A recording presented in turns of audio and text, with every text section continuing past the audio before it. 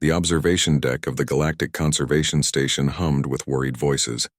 Through the reinforced glass, 3 Velcaran cubs huddled in the corner of their enclosure, their iridescent scales dulled with stress, refusing to touch the nutrient-rich meat laid before them. It's been 4 cycles. Coordinator Jal clicked his mandibles in distress. The insectoid administrator had overseen wildlife rehabilitation for 2 decades, but nothing had prepared him for this. If they don't eat soon, we'll lose them. Velcaran predators were apex hunters from the jungle world of Velcar Prime, recently orphaned when poachers destroyed their pack. The Galactic Council had spent considerable resources rescuing these cubs, the last of their bloodline. Their extinction would be a tragedy the galaxy couldn't afford. We've tried everything, Dr. Selena added, her tentacles writhing with anxiety. Live prey, dead prey synthetic compounds. They won't even acknowledge the food. Arlen Dax stood at the back of the group, hands tucked into the pockets of his conservation jumpsuit. The human had been aboard the station for only 3 months, transferred from Earth's wildlife rehabilitation program. Most species still regarded humans with a mixture of curiosity and caution. The Deathworlders who had somehow stumbled into the galactic community with their bizarre pack bonding, instincts and unsettling persistence. Has anyone tried eating with them? Arlen asked quietly. The room fell silent. Several pairs of eyes turned toward him. Excuse me? Coordinator Jal's translator struggled with the concept. Eating with them, Arlen repeated, stepping forward. Predators are social creatures. On Earth, wolves won't eat if they're stressed or if the pack dynamics are disrupted. Sometimes you have to show them it's safe. You have to eat with them. Dr. Selena's bioluminescent patches flickered with skepticism. You want to enter the enclosure? With 3 juvenile Velcarans, do you understand what they'll become? Each of those cubs will grow to 3 meters tall, with claws that can shred durasteel and jaws that can crush bone. Right now, they're scared children who've lost their family, Arlen said, and scared children need someone to show them the world isn't completely hostile. Coordinator Jal's antennae twitched. This is highly irregular. Humans and their pack bonding. He trailed off but finally gave a reluctant nod. Very well. But we'll have security standing by. Arlen entered the enclosure carrying a large portion of raw meat, not for the cubs, but for himself. He'd requested it be lightly seared, at least, though the kitchen staff had looked at him as if he'd lost his mind. The 3 Velcaran cubs watched him from their corner. The eldest, whom the staff had named Rika, bared her teeth in warning. Her siblings pressed closer to her, their eyes, 6 of them arranged in a predatory array, tracking Arlen's every movement. He didn't look directly at them. That was Rule 1 with predators.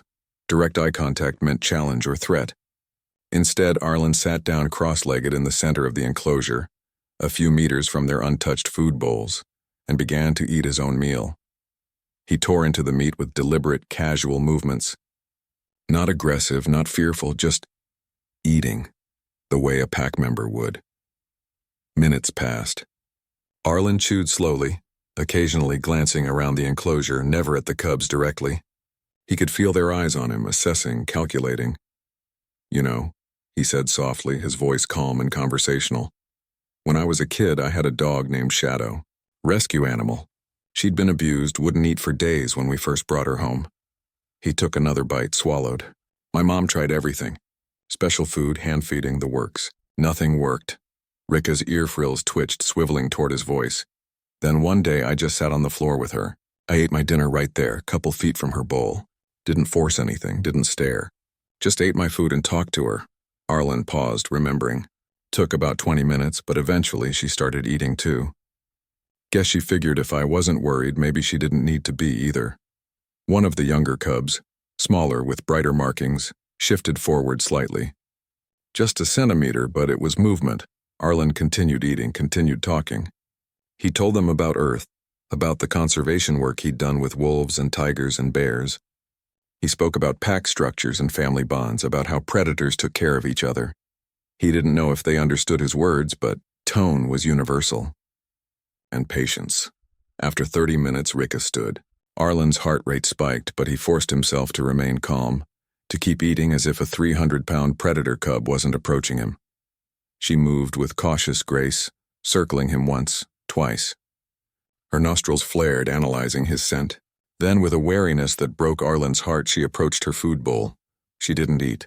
Not yet. Instead, she looked at Arlen. He met her gaze briefly, then looked down at his own food and took another bite. An invitation. A demonstration of trust. Rika lowered her head and began to eat. Within moments, her siblings joined her. The observation deck erupted in shocked exclamations, but Arlen barely heard them. He sat in that enclosure for another hour, finishing his meal as the cubs finished theirs. When they were done, Rika approached him again, this time settling down beside him, her warm bulk pressing against his side. The other two cubs followed suit. Arlen reached out slowly, carefully, and rested his hand on Rika's scaled head. She leaned into the touch, a low rumble emanating from her chest, not quite a purr, but close enough. "There you go," he whispered. "You're safe now. I promise." In the weeks that followed, Arlen became a permanent fixture in the cubs' routine. He ate with them, played with them, taught them to trust again. The conservation staff watched in amazement as the human formed a bond with creatures that should have been incompatible with his species. But Arlen understood what they didn't. Loneliness and fear were universal.